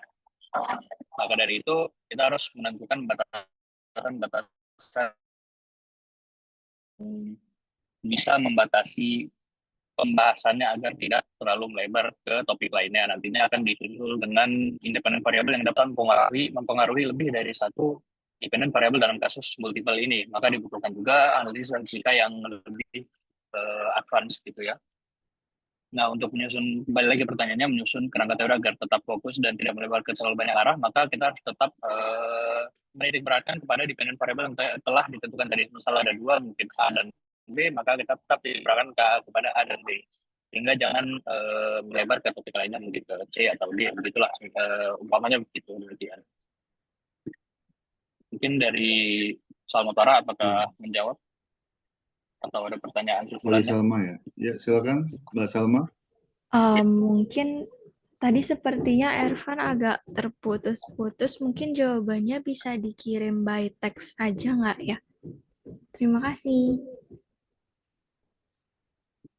Oke. Nanti saya coba kirimkan balik. Oke. Jadi tentang untuk sementara dilanjutin dulu untuk. Boleh Pak. Tentang variable dependent yang lebih dari satu kan? Ya betul, tadi poin dari Mas Ervan ya, kalau misalnya variable dependent-nya terlalu banyak, dikhawatirkan penelitiannya di melebar. Jadi memang disarankan yang terutama untuk level S1 mungkin disarankan variable dependent-nya jangan terlalu banyak. Meskipun demikian bukan berarti nggak boleh. Boleh, tapi tadi kita harus melihat juga visibilitas gitu ya. Karena kadang-kadang penelitian terlalu idealis tapi tidak dapat dikerjakan juga percuma, sehingga di situ pasti ketika dosen mereview proposal mahasiswa juga kita lihat apakah model itu dapat dikerjakan dalam timeline yang ada begitu ya. Nah, kalau untuk ini mungkin agak berbeda antara pemasaran dan SDM dan keuangan gitu ya. Kalau keuangan saya kurang familiar, tapi kalau di SDM pemasaran itu sebenarnya ada metode yang memungkinkan untuk mengolah multiple dependent variable dalam satu regresi yang simultan gitu ya. Dengan SEM atau PLS itu memungkinkan beberapa dependent variable sekaligus diolah secara simultan. Kalau di keuangan sepertinya enggak, jadi treatmentnya memang satu persatu, sehingga kalau ada 3 variable dependent ya akhirnya dibuat 3 persamaan regresi yang mungkin bisa diperbandingkan gitu ya. Cuman concernnya adalah ya mungkin nanti dari fokusnya ya, jadi mungkin jadi melebar sehingga sebetulnya model itu nggak perlu kompleks-kompleks gitu ya.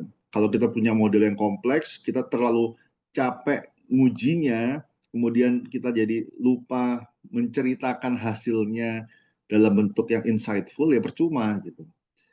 Jadi seringkali model yang sederhana, model yang simple, tapi kita bisa menceritakan hasilnya dengan koheren, komprehensif gitu ya, dan insightful itu lebih berharga dibandingkan model yang variable dependent-nya ada 5, independent-nya ada 20, tapi kemudian ujung-ujungnya cuman melaporkan hasil uji signifikansi, yang ini signifikan, yang itu nggak signifikan, mungkin tidak ada insight-nya, karena apa? Terlalu banyak variabelnya, sehingga ya mungkin bisa jadi ya overload gitu ya, sehingga mungkin penelitinya sudah capek di analisis datanya, kehabisan bensin ketika harus menginterpretasi dalam bentuk rekomendasi yang insightful. Itu mungkin salah satu yang harus dihindari ketika kita melakukan penelitian. Jangan sampai kita terlalu idealis gitu ya,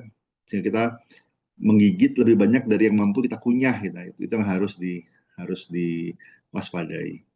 Oke, mungkin itu saya kembalikan ke kelompok 1. Baik, selanjutnya saya ingin menjawab untuk pertanyaan dari Stefan Azaria, di mana pertanyaannya adalah dalam membuat penelitian pasti ingin membuat suatu hal yang baru dan orisinal, namun beberapa kasus di mana penelitian dilakukan belum ada kerangka teori yang cocok karena topiknya bisa dibilang sangat baru. Misalkan seseorang ingin meneliti terkait algoritma AI ketika AI baru saja diluncurkan. Ketika belum ada yang melakukan penelitian tersebut, sebelumnya bagaimana peneliti bisa menyusun kerangka teori? Baik, untuk pertanyaan ini, jadi sebenarnya tadi juga sempat saya presentasikan ya, bahwa kerangka teori hanya krusial pada penelitian yang bersifat deduktif, teori testing, ataupun causal research. Maka dalam hal ini penelitian yang baru bersifat eksplanator, tidak terlalu melakukan explanatory. Apabila ingin menggunakan kerangka-kerangka teori yang ingin menggunakan teori-teori ini, maka dapat menggunakan teori-teori yang generik atau payung-besar, karena dalam hal membuat sesuatu tentunya biasanya ada satu hal yang dijadikan acuan sebelumnya atau inspirasi dalam merumuskan sesuatu yang baru. Maka teori-teori yang secara umum bersangkutan dengan riset explanatory yang akan dilakukan, maka hal itu dapat digunakan sebagai acuan untuk dijadikan kerangka teori dalam penelitian tersebut. Nah, nantinya apabila memang tidak ada yang dirasa berhubungan, maka peneliti juga dapat membangun conceptual framework seperti yang tadi sempat disebutkan juga. Maka dari kombinasi antara logika, literatur yang ada juga, dan fenomena nyata yang dirasa terhubung dengan antara satu dengan lainnya, maka dapat dibuat logical framework yang bisa menjelaskan bagaimana bahwa hal-hal tersebut berhubungan secara logis gitu dan dapat ditangkap oleh masyarakat umum. Mungkin dari saya jawabannya itu kepada Stephen. Boleh, apakah sudah cukup atau ingin ada pertanyaan lanjutan? Oke, Ervan, terima kasih menjawab. Oke, sedikit saya tambahkan ya tentang bagaimana kalau penelitian kita udah punya topik yang sangat bagus nih, sangat menarik, tapi sama sekali nggak ada landasan teorinya begitu ya. Kalau benar-benar sama sekali nggak ada landasan teorinya, maka mungkin itu bukan penelitian level S1. Itu yang harus digarisbawahi, karena tadi teman-teman ini masih S1 gitu ya. Dan penelitian yang dapat dikerjakan untuk skripsi itu ya levelnya bukan pada fenomena yang sama sekali baru gitu. Jadi misalnya cryptocurrency ketika di awal-awal baru muncul, mungkin gimana mau nelitinya karena belum ada sama sekali, belum ada teori terkait dengan cryptocurrency. Begitu ketika sudah banyak penelitian, benar-benar jurnal yang bisa dijadikan rujukan tentang cryptocurrency, baru mungkin teman-teman S1 bisa melakukan penelitian. Ketika fenomena itu sama sekali baru, yaitu ranahnya S3 atau mungkin doktor dan profesor untuk melakukan penelitian-penelitian yang memang berada di ujung terluar dari ilmu pengetahuan gitu kan. Sedangkan buat teman-teman yang masih S1 kan masih belajar gitu ya, sehingga sebetulnya ya bagus kalau kita ingin mencari fenomena yang menarik gitu ya, tapi juga kalau sama sekali baru, khawatirnya tidak cukup fondasinya gitu ya, jadi sehingga biasanya tidak disarankan untuk mahasiswa S1 meneliti topik yang totally new. Sedangkan kalau untuk kasusnya padel, mungkin tidak benar-benar totally new gitu ya. Jadi memang olahraganya mungkin dapat dikatakan fenomenanya dapat dikatakan baru, tapi tentang olahraganya mungkin bukan hal yang baru. Jadi mungkin kita bisa meminjam gitu ya, meminjam kerangka teori dengan konteks yang serupa, misalnya sport gitu ya, tentang tenis atau tentang badminton misalnya, pokoknya yang kemudian mirip-mirip lah gitu, sehingga bisa kita pinjam kerangka teorinya untuk menjelaskan padel yang mungkin kalau jurnal tentang padelnya mungkin tentang perilaku bermain padel mungkin belum ada atau dalam proses mungkin ya, tapi kalau mungkin tentang tenis atau tentang badminton mungkin sudah banyak dan itu bisa kita pinjam kerangka teorinya untuk menjelaskan tentang padel. Tapi kalau fenomenanya totally new yang nggak ada padanannya, yang mungkin seperti cryptocurrency ketika awal-awal muncul itu benar-benar nggak ada ininya, nggak ada komparasinya gitu ya, sehingga apa yang mau dipinjam gitu kan, sehingga ya mungkin memang belum menjadi topik yang dapat dikerjakan oleh level S1.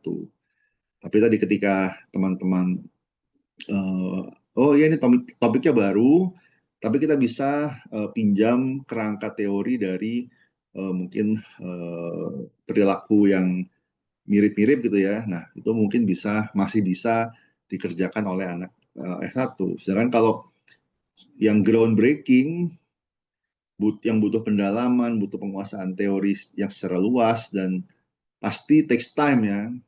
Nggak mungkin bisa cepat kalau meneliti sesuatu yang belum ada landasan teorinya, harus mungkin kita creating teori bahkan ya. Nah, itu mungkin nggak bisa selesai dalam 1 semester gitu, sehingga mungkin belum cocok untuk level S1. Oke, mungkin dari saya itu saya kembalikan, silakan. Terima kasih, Pak. Baik, terakhir saya ingin jawab satu lagi pertanyaan yang dari Nazwa Zailantika. Dalam memilih suatu jurnal penelitian akan mendapat penilaian bias dari peneliti. Jangan peneliti hanya memilih yang mendukung hipotesis si peneliti saja. Menurut pendapat, bagaimana cara menghindari bias tersebut supaya hasil penelitian si peneliti nantinya tetap kredibel dan diinginkan? Nah, dalam memilih suatu jurnal atau artikel untuk mendukung penelitian, maka untuk menghindari bias-bias tersebut kita dapat menggunakan lebih dari satu artikel saja, sehingga kita bisa melihat apakah hasil dari artikel ini ternyata muncul juga di artikel yang serupa atau mirip, apakah hasilnya berada dalam satu garis lurus ataupun bertentangan. Dalam hal ini maka kita bisa tahu bahwa artikel itu terdapat bias ataupun tidak. Lalu kemudian kita juga bisa seperti yang tadinya sudah dijelaskan oleh teman-teman, bahwa kita juga bisa memilih dari sumber-sumber yang kredibel ya, seperti memilih dari jurnal-jurnal yang terindeks dan juga sumber-sumber atau penulis yang mungkin sudah memang terkenal gitu ya. Dalam hal ini bisa meningkatkan jurnalnya lebih legit gitu ya, artikel ataupun jurnalnya lebih legit, sehingga menghindari hal-hal yang tidak tinggal seperti tadi contohnya bias. Mungkin dari saya jawabannya itu. Apakah menjawab dari Najwa? Oke, menjawab. Terima kasih, Arfan. Oke, silakan dilanjutkan yang berikutnya. Kita masih ada 1, 2, 3, 4, 6 pertanyaan lagi. Siapa yang menjawab berikutnya? Oke, boleh Pak. Mungkin Oke, saya ingin silakan. menjawab pertanyaan dulu dari pertanyaannya Nikadik Nadia. Jadi pertanyaannya itu bagaimana cara hipotesis yang kita buat itu sudah cukup baik untuk penelitian? Apakah ada indikator atau metrik tertentu untuk menilainya? Jadi dalam cara kita untuk tahu apakah hipotesisnya itu udah baik dalam sebuah penelitian ada beberapa yang perlu kita perhatikan. Yang pertama, uh, kita melihat bahwa hipotesis tersebut itu dapat diuji. Jadi, hipotesis kita itu dapat diuji melalui pengumpulan dan analisis data secara empiris. Jadi, hipotesis yang tidak bisa diuji mungkin itu kurang berguna bagi penelitian. Terus selanjutnya, hipotesis kita itu hipotesis yang jelas dan spesifik, sehingga itu dapat dipahami dan diukur dengan tepat dalam penelitian kita. Lalu kita juga bisa melihat kalau hipotesis kita itu menyatakan sebuah hubungan antar variabel, baik dua variabel atau lebih dari dua variabel. Jadi dengan adanya keterkaitan antara hubungan antar variabel tersebut itu bisa jelaskan hubungan atau perbedaan antar variabel yang berkaitan dengan tujuan penelitian kita. Selanjutnya, mungkin hipotesis kita itu harus berdasarkan teori, fakta, atau konsisten dengan ilmu pengetahuan yang ada. Jadi hipotesis itu harus memiliki dasar teori atau data pendukung untuk menunjang kebutuhan penelitian kita. Nah, untuk mengukur metrik untuk menilai apakah hipotesis kita itu bisa dikatakan baik, itu mungkin kita bisa melihat dari uji korelasinya itu yang paling dasar dari hipotesis kita, apakah ada hubungan antara variabel-variabel dari hipotesis kita, dan mungkin untuk selanjutnya itu ada tes-tes lain seperti uji reliabilitas, terus ada uji chi-square atau dan lain sebagainya yang sejalan lah dengan tujuan penelitian kita. Kurang lebihnya itu untuk jawaban Nadia. Oke. Mungkin saya koreksi sedikit ya untuk yang metrik terakhir yang menyebutkan metrik bahwa uji korelasi, uji beda itu adalah uji hipotesis. Menguji apakah hipotesis kita diterima atau ditolak. Tapi bukan berarti hipotesis yang ditolak itu hipotesisnya jelek.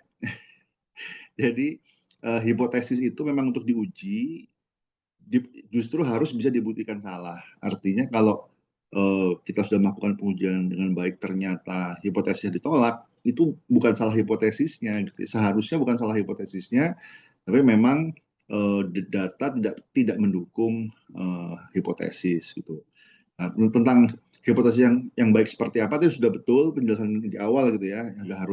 Dia harus bersumber dari teori, kemudian harus dapat dibuktikan salah, harus menjelaskan hubungan antar variabel, bukan hanya korelasi, arti hubungannya ada banyak, hubungan sebab akibat, hubungan perbedaan, hubungan korespondensi, itu semua poin-poin yang memang harus dimiliki oleh sebuah hipotesis yang baik.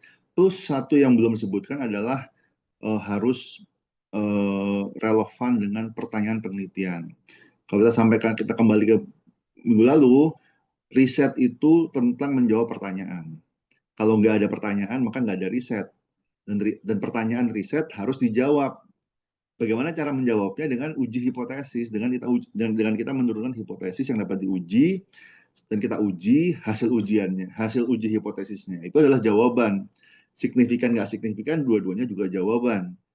Sehingga hipotesis kita selain bersumber dari teori dan lain-lain, harus nyambung dengan pertanyaan penelitian. Jangan sampai hipotesis kita nggak nyambung. Kalau seperti itu, penelitian kita nggak terjawab, pertanyaan penelitian kita nggak bisa dijawab. Kalau hipotesisnya ternyata nggak nyambung, nanti malah gantung. Saya ada hipotesis 1, dia menjawab pertanyaan penelitian nomor berapa, nggak tahu, nggak nyambung. Nah, gimana pertanggungjawabannya kan nanti harus disimpulkan di bab 5, kesimpulan gitu. Jadi pertanyaan penelitian di bab 1 diturunkan setelah mengembangkan teori di bab 2, diturunkan menjadi hipotesis. Hipotesis itu kadang-kadang di bab 3 gitu ya. Kemudian hasilnya diuji di bab 4, kesimpulannya jawaban atas pertanyaan penelitiannya disampaikan di bab 5. Jadi ada rantainya ya, ada harus konsisten antara pertanyaan penelitian, teori, hipotesis, pengujian, dan kesimpulan. Oke, silakan dilanjutkan Mas Abdul Latif. Oke, terima kasih Pak atas koreksinya. Mungkin aku mau lanjut ke pertanyaannya kedua dari Salsabil Raditya. Jadi pertanyaannya itu, jika kita ingin melakukan penelitian namun jurnal acuan atau teori yang digunakan berasal dari konteks berbeda, misalnya penelitian dari negara maju, bagaimana cara kita menyesuaikan kerangka teori agar tetap relevan untuk konteks lokal seperti Indonesia? Mungkin jawaban saya itu kita bisa memulai dengan melakukan adaptasi konseptual dari konteks lokal kita dan konteks acuan kita dengan kita bisa memilih teori yang prinsip dasarnya relevan, kemudian kita bisa sesuaikan konsep dan variabelnya itu dengan kondisi sosial budaya, ekonomi atau lingkungan lokal, sehingga kita tetap bisa mengadaptasi dengan melakukan relevansi terhadap konteks lokal kita. Selanjutnya kita bisa melihat dari dengan cara integrasi dengan teori lokal atau konteks nasional, di mana kita bisa mengkombinasikan teori asing dengan teori yang berkembang di konteks lokal atau dengan hasil penelitian yang terdahulu yang mungkin udah dilakukan gitu di Indonesia sendiri. Terus kita juga bisa melihat juga dari perbedaan lingkungan dan budaya antara teori acuan kita yang dari konteks yang berbeda dengan konteks lokal di Indonesia. Contohnya kayak dengan kita mengidentifikasi aspek-aspek dalam teori yang perlu disesuaikan seperti tata nilai, norma sosial, kebiasaan, bahasa, dan struktur sosial yang ada dari teori acuan untuk direlevansikan kepada konteks lokal kita. Selanjutnya mungkin kita juga bisa melakukan studi pendahuluan dan observasi lapangan dengan melakukan wawancara atau menganalisis sebuah case yang ada, atau kita juga bisa melakukan fokus grup diskusi untuk memahami realitas lokal yang menjadi dasar untuk kita modifikasi dari kerangka teori acuan kita. Kurang lebihnya itu sih jawaban dari saya. Oke, gimana Mbak siapa tadi? Salsabil Pak. Salsabil ya. Mas Salsabil, maaf ya. Oke, jadi apa namanya? Terima kasih pertanyaannya, cukup bagus, bahwa memang betul bahwa penelitian rujukan penelitian yang bersumber dari negara kita ya itu lebih relevan dibandingkan katakanlah penelitian yang dilakukan di negara maju. Karena misalnya penelitian tentang keuangan yang dilakukan di Amerika belum tentu dapat diterapkan di Indonesia gitu, karena banyak variabel, infrastrukturnya berbeda, budayanya berbeda, kemudian perilakunya, sehingga penelitian yang dilakukan di Amerika atau di negara maju mungkin belum tentu dapat diterapkan di negara berkembang. Jadi tetap preferensi kita adalah ketika kita merujuk, kita coba kita cari kalau bisa dapat yang bahasa Indonesia, bukan bahasa Indonesia, maaf, yang dilakukan di Indonesia. Kalau nggak dapat, maka kita lihat yang lebih dekat ya, mungkin di kisaran Asia itu memiliki karakteristik, Asia Tenggara terutama ya, mungkin memiliki karakteristik yang serupa. Baru kemudian dari negara maju. Tapi tadi ketika mengambil rujukan dari negara maju, bukannya nggak boleh, tapi harus dilakukan dengan hati-hati, dengan pertimbangan diantaranya ya tadi perbedaan sistem perekonomian, perbedaan budaya, infrastruktur, dan seterusnya, ya pasti akan berbeda. Dan ketika nggak signifikan atau ketika berbeda, kok berbeda hasil penelitian kita dengan rujukan kita. Nah, salah satu yang menjelaskan adalah perbedaan konteks tadi. Penelitian di negara maju diterapkan di negara berkembang terus nggak signifikan, ya itu ya salah satu jawabannya atau salah satu penjelasannya kenapa kok nggak signifikan ya gara-gara ya memang beda backgroundnya gitu ya, sehingga mungkin teori-teori yang makanya pentingnya kita mengembangkan teori yang lebih localized gitu ya, karena belum tentu teori yang kita pinjam dari mungkin negara maju itu relevan di Indonesia atau di negara berkembang seperti Indonesia. Oke, terima kasih. Saya kembalikan, silahkan. Oke, baik Pak. Selanjutnya saya ingin menjawab pertanyaan dari Bivianka. Nah, pertanyaannya tuh, apa strategi terbaik untuk menyintesis, bukan hanya merangkum, literatur supaya bisa membangun gap penelitian? Lalu, bagaimana caranya untuk memilih teori yang tepat untuk menjadi dasar framework penelitian, terutama kalau ada lebih dari satu teori yang relevan? Nah, yang pertama dari gimana caranya menyusun literatur ini, kuncinya kan melakukan sintesis nih. Nah, alih-alih membahas setiap penelitiannya satu per satu, lebih baik mengelompokkan penelitian tersebut berdasarkan temanya, lalu nunjukin pola persamaan maupun kontradiksi di antara penelitian-penelitian yang ada tersebut. Nah, dari hasil tersebut bisa dilihat nih gap penelitian yang biasanya akan muncul. Nah, habis itu baru deh kita bisa menentukan teori apa sih yang mau kita buat gitu. Lalu yang kedua, gimana cara memilih teori yang tepat untuk menjadi dasar framework penelitian. Nah, kalau untuk memilih teori yang tepat ini, langkah utamanya adalah memastikan teori tersebut ini relevan dengan pertanyaan penelitian kita. Nah, sebaiknya ini ada satu teori utama yang menjadi fondasi framework, lalu ada teori-teori lain yang berfungsi sebagai pelengkap untuk menutupi kelemahan teori utamanya gitu, Pak. Apakah terjawab? Baik, terima kasih sudah terjawab. Lalu, apakah Bapak mau menambahkan dulu atau? Enggak, silakan lanjut aja. Baik. Lalu saya juga ingin menjawab pertanyaan dari Fatia. Pertanyaannya itu, menurut kelompok kami, bagaimana cara menentukan apakah sebuah variabel itu lebih tepat diposisikan sebagai mediator dan moderator dalam model penelitian. Nah, untuk dapat ini kan kayak membedakannya gitu ya. Kalau mediator ini menjelaskan mengapa ataupun bagaimana variabel independen ini dapat memengaruhi variabel dependennya. Jadi dia tuh letaknya di tengah hubungan sebab akibat di antara variabel independen dan variabel dependennya. Sedangkan kalau moderating variabel ini menjawab kapan ataupun dalam kondisi apa pengaruh dari independen variabel terhadap dependent variabel ini tuh menguat ataupun melemah. Jadi dia ini posisinya sebagai pengatur kekuatan hubungan. Jadi kuncinya itu kalau variabel mediator ini tuh menjalankan mekanismenya, kalau misalkan variabel moderator itu tuh mengubah intensitas ataupun arah hubungannya. Apakah menjawab? Oh iya, udah menjawab. Terima kasih.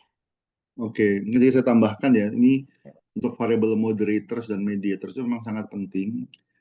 Tapi nggak cuma dua ini ya, yang lain juga variable independent, dependent, semuanya itu harus ada sumber teorinya, sumber referensinya.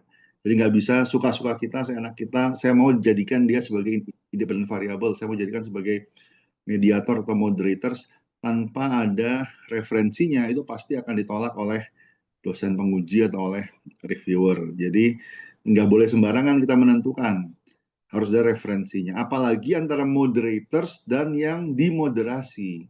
Karena moderators itu secara matematika sebenarnya hanya dikalikan moderatorsnya. Misalnya ada misalnya moderatorsnya adalah apa ya? Moderatorsnya adalah kompetensi misalnya. Moderatednya adalah motivasi misalnya. Jadi semakin tinggi motivasi mempengaruhi kinerja. Ketika kompetensi semakin tinggi, maka semakin kuat pengaruh motivasi terhadap kinerja. Misalnya, kalau kita balik, ya juga berlaku sebetulnya. Jadi antara mana yang jadi independen dan mana yang jadi moderators itu harus ada teorinya. Karena mathematically, kalau kita jalankan secara pengolahannya, itu interchangeable. Apa motivasi kali kompetensi sama dengan kompetensi kali motivasi. Apakah motivasinya independen ataukah motivasinya moderators, hasil kalinya sama gitu kan. Tapi theoretically kita interpretasinya nggak bisa sama, harus pasti berbeda. Yang satu sebagai main effect yang mempengaruhi, yang satu sebagai moderators yang memperkuat gitu ya, yang memperkuat pengaruh dari main effect-nya. Nah itu apa, harus ada teorinya. Jadi kalau kita sembarangan, kalau kita kurang punya referensi dalam membangun moderasi, kemudian di-challenge oleh pengujinya dan nggak punya dasar, misalnya kita bikin modelnya motivasi mempengaruhi kinerja, terus dimoderasi oleh kompetensi, gitu ya, contohnya. Jadi kompetensi memperkuat pengaruh motivasi terhadap kinerja. Itu tiba-tiba di-challenge oleh penguji. Kenapa nggak kompetensi yang jadi main effect, motivasi yang jadi moderators? Kalau nggak ada referensi yang kuat, ya pasti kalah gitu ya, pasti kita nggak bisa mempertanggungjawabkan. Jadi selama ada referensinya, ada rujukannya, dan kita bisa mempertanggungjawabkannya, maka aman. Tapi kalau nggak ada, jangan suka-suka, jangan kita seenaknya yang merubah. Karena kadang-kadang ada mahasiswa yang modifikasi gitu ya, modifikasinya mungkin terlalu ekstrim, dari moderator jadi mediator, dari mediator diganti jadi moderator, tanpa landasan teori yang kuat. Nah itu pasti akan diidentifikasi, pasti akan ketahuan oleh penguji. Harusnya oleh pembimbing udah ketahuan, ini kenapa dirubah, kok nggak ada referensinya. Nah itu pentingnya literatur review, pentingnya kita pentingnya kita melakukan kajian pustaka. Oke, apakah ada lagi pertanyaannya? Kayaknya di catatan saya sih sudah semua. Ada yang belum dijawab? Udah, Pak. Oke, terima kasih. Berikan aplaus buat kelompok 1 ya. Mungkin sedikit closing statement dari saya sebelum kita masuk ke ini ya, masuk ke diskusi. Kita mungkin nanti ada diskusi sekitar setengah jam. Jadi di sini kita pentingnya literatur review. Kenapa penting? Kenapa perlu sih kita ngecek teori? Di antaranya supaya kita jangan sampai reinventing the wheel, jangan sampai sesuatu yang sudah diteliti, sudah ketemu jawabannya, sudah nggak perlu diteliti lagi, kita teliti simply untuk supaya dapat buat skripsi. Itu juga nggak baik. Jadi kita efisiensi. Kalau sebuah fenomena itu udah jenuh, sudah banyak diteliti, udah nggak perlu lagi diteliti, maka ya kita move on kepada topik yang lebih baru, topik yang lebih penting, lebih urgent diteliti. Kemudian alasan kedua kenapa kita perlu melakukan data review adalah supaya kita stay grounded, supaya kita tetap nggak ngawang ya, tetap terkoneksi dengan landasan teori kita. Karena ada yang disebut dengan spurious regression. Mungkin ada cerita, ada seorang psikolog ini sangat kreatif, dia melakukan uji regresi antara ukuran sepatu anak dengan IQ anak. Jadi dia ukur ukuran sepatu, terus dia tes IQ-nya. Ternyata signifikan. Dia uji di beberapa tempat signifikan.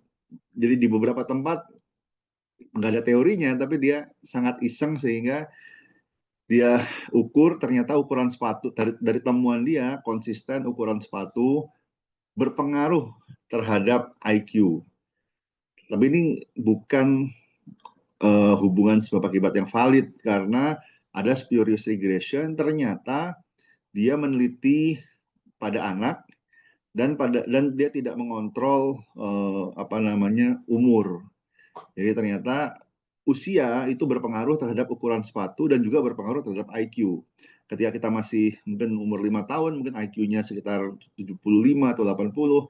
Semakin tua sampai umur 16 tahun mungkin sudah maksimal, mungkin bisa IQ bisa 100 lebih gitu ya. Jadi IQ itu pada usia di bawah 16 tahun, saya lupa berapa batasnya, tapi intinya masih tumbuh sampai usia tertentu, setelah itu baru lebih stabil. Demikian juga ukuran sepatu gitu kan. Ketika masih kecil, ukuran sepatu kita jangan cepat berganti gitu kan. Tapi begitu kita sudah mungkin umur 12 tahun, umur 15 tahun, ukuran sepatu biasanya lebih stabil gitu ya. Jadi ketika ukuran sepatu dimasukkan sebagai kontrol variabel, maka hubungannya hilang. Tidak ada hubungan antara ukuran sepatu dengan IQ pada anak. Nah itu kenapa bisa buang-buang resources meneliti hal yang nggak ada hubungannya atau yang malah misleading ya, karena nggak bersumber dari teori. Nah itu pentingnya kenapa kita harus stay grounded. Jadi penelitian itu tidak sama dengan data mining, nggak sama dengan kita regress semua yang bisa diregress, kita lihat apa yang signifikan. Nah, itu bukan penelitian yang baik. Kita mulai dari teori, dari literature review, kemudian kita bangun hipotesis, kemudian kita ujikan. Signifikan dilaporkan, nggak signifikan pun juga dilaporkan. Itu tujuan literature review. Yang ketiga adalah standing on the shoulder of giant. Jadi kita bisa meneliti lebih maju karena kita menggunakan referensi dari peneliti-peneliti sebelumnya, yang mungkin para raksasa gitu ya, yang sudah banyak meneliti, sudah pasti teman-teman di keuangan tahu ya beberapa nama besar ya, Fama and Friends misalnya. Saya nggak familiar, saya cuma sering mendengar penelitian mereka dirujuk oleh banyak riset keuangan gitu ya. Bayangkan kalau peneliti keuangan sama sekali tidak membaca Fama and Friends misalnya, kemudian bikin dari awal from scratch gitu ya, teorema atau metode, ya pasti akan mentok gitu ya, nggak akan kemana-mana. Jadi dengan kita melakukan literature review, kita menyambungkan penelitian kita dengan penelitian terdahulu, dengan teori-teori yang sudah ada, maka kita bisa meneliti lebih jauh. Kita bisa meneliti lebih maju dibandingkan apa yang telah diteliti oleh mungkin peneliti-peneliti sebelumnya. Bukan berarti kita lebih pintar dari mereka, tapi karena kita dalam penelitian kita menggunakan penelitian mereka sebagai batu pijakan. Itu kenapa di Google Scholar tadi ada tagline-nya ya, standing on the shoulder of giant. Kemudian di level S1 dibolehkan untuk melakukan replikasi, meskipun beberapa dosen sepertinya lebih prefer untuk ada sedikit adaptasi. Tapi meskipun demikian, adaptasinya juga jangan terlalu ekstrim gitu ya. Jangan sampai kita melakukan adaptasi model tanpa kerangka teori, tanpa landasan teori, sehingga dapat jatuh. Kalau di pemasaran biasanya perilakunya disebut mutilasi model gitu ya. Kita mutilasi modelnya sehingga udah nggak kelihatan wujudnya lagi. Nah itu harus dihindari. Tapi kita boleh melakukan adaptasi selama masih bersumber dari teori dan tidak mengeliminasi variabel tanpa penjelasan yang jelas. Kemudian juga sedikit tambahan bahwa teori tidak sama dengan artikel jurnal atau referensi. Teori itu lebih besar. Dalam satu artikel jurnal bisa beberapa teori, dan teori itu hasil akumulasi ilmu pengetahuan yang mungkin sudah diulang-ulang oleh banyak jurnal, bisa mendukung, bisa membantah sebuah teori. Jadi hasil penelitian kita itu seharusnya dikaitkan dengan sebuah teori, harus ada kaitan dengan teorinya. Nanti hasil penelitian kita antara mendukung teori tersebut atau memperlemah gitu ya. Kalau banyak hasil penelitian yang nggak signifikan yang membantah sebuah teori, ya kelamaan teori tersebut akan ditinggalkan. Jadi itu bagian dari mekanisme seleksi teori ilmiah. Teori yang banyak diuji dan signifikan pengujiannya akan terus digunakan. Teori yang banyak diuji, banyak nggak signifikannya juga kemungkinan akan ditinggalkan, terus bahkan semakin sedikit diuji.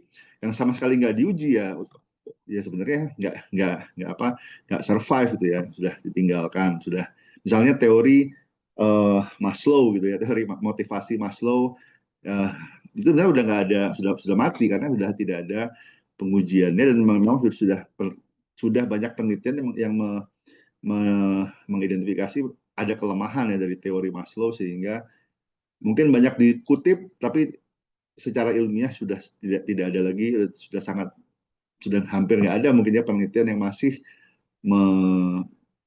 menguji teori Maslow. Kemudian mungkin itu saja. Nah, jadi hari ini kita ada sesi diskusi, dan nanti kita minta bantuan dari Mas Kak Denny juga ya untuk memandu diskusi. Jadi teman-teman untuk minggu depan itu sudah harus memilih satu artikel ilmiah sebagai jurnal rujukan. Jadi mungkin setelah ini saya buka breakout room-nya kembali. Mana breakout room? Saya buka kembali breakout room-nya. Setelah ini silakan teman-teman bergabung ke breakout room dan kemudian mendiskusikan atau mencari referensi. Jadi kita breakout room sampai jam 16.30. Setelah itu langsung boleh pulang, langsung boleh bubar ya. Silakan leave masing-masing jam 16.30. Tapi saya akan mulai dari breakout room 1, kemudian Mas Kadeni ya akan mulai dari breakout room 8. Silahkan bertanya apa yang mau ditanyakan terkait dengan jurnal, tapi intinya teman-teman tugasnya yang harus disubmit untuk diemas ya, untuk diskusi minggu kedua adalah terkait jurnal. Jadi mencari satu jurnal yang akan dijadikan rujukan untuk tugas. Mungkin itu, silahkan masuk breakout room. Sudah saya buka. Silahkan masuk sesuai kelompok ya. Mungkin saya share kelompoknya sebentar. Ya.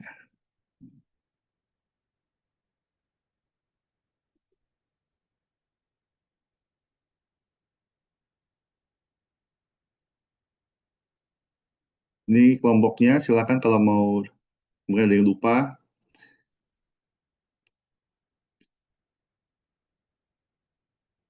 Silahkan bergabung. Ini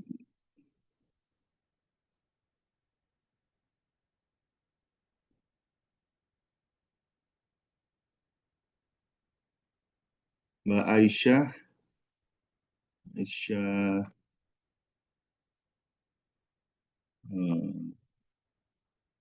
Mungkin ada yang belum dapat kelompok. Oh, Aisyah Rizky kelompok 8. Saya bantu masukin. Ivianika kelompok 8. Carmen kelompok 6. Yohanes